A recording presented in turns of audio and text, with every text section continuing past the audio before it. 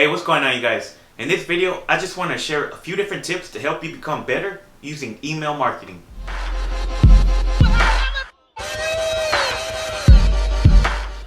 Hey, what's going on, you guys? Benjamin here with Motivational Marketer, and in this video, I just want to share a few different tips when it comes to email marketing.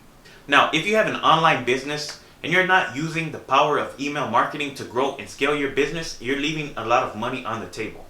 Now, what is email marketing? It's basically marketing your business, your products, or your service through a series of emails. I mean, it's pretty common sense, but a lot of people think that email marketing is dead or it's outdated or it just doesn't work anymore.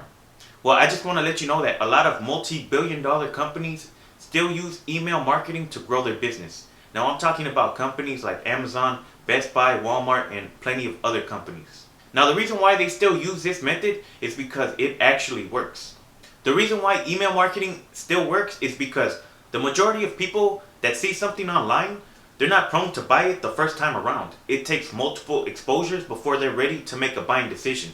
So if you're promoting a product and somebody only sees that one time, then there's a good chance that they're not going to buy it the first time around.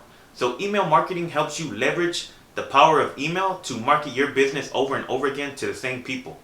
So I'm going to share a few different tips to help you become better at email marketing to grow your business. But before I get into this video, I just want to first welcome you guys to my channel. And if this is your first time here and you're interested in learning different methods when it comes to making money online, then I invite you to subscribe and also hit the bell icon so you'll be notified when I upload new videos. So tip number one that I have when it comes to becoming better at email marketing is to write a catchy headline. So when you have a catchy headline, this is going to be the first thing that the person on your email list is going to see whenever your email enters their inbox. People don't really see the message or the subject line on your email. All they see is the headline. So if you take the time and write a catchy headline or something that's going to build curiosity, that's going to make more people want to click on that email and just to see what it's all about. Now, I've done a previous video in the past where I talk about email marketing, and I go into more detail about emails that actually sell. So you guys might want to check that out. I'll leave it in the description or in the card up here if you guys want to check that out for more information. Now, tip number two when it comes to becoming better at email marketing is use blank email templates. If you're using an email software service, they offer a wide variety of different templates and they look kind of like salesy or spammy. So I don't really recommend using those because the people who are on your email list, they're not going to really resonate too much with that salesy or pushy template.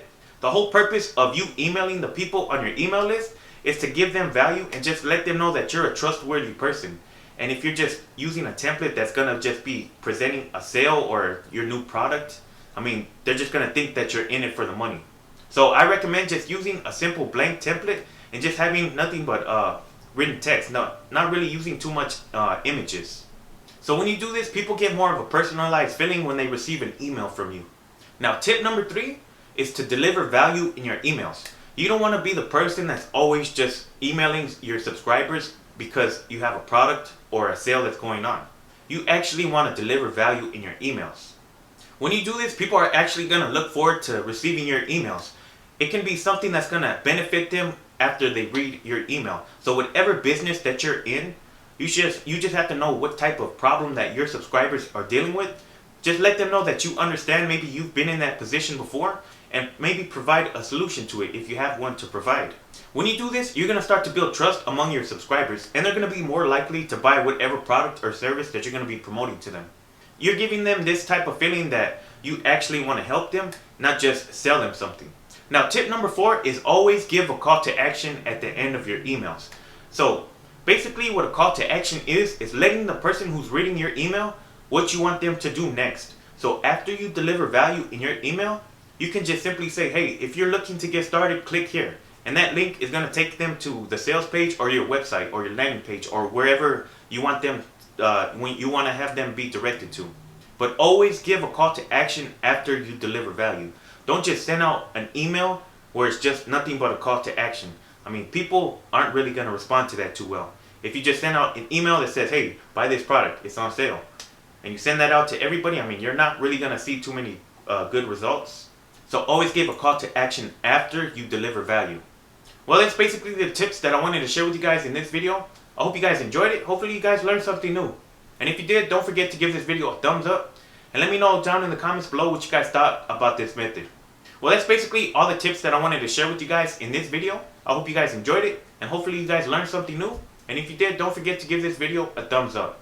And if you're somebody who is interested in getting started with your own online business, but you have no idea where to get started, check out the first link in the top of the description.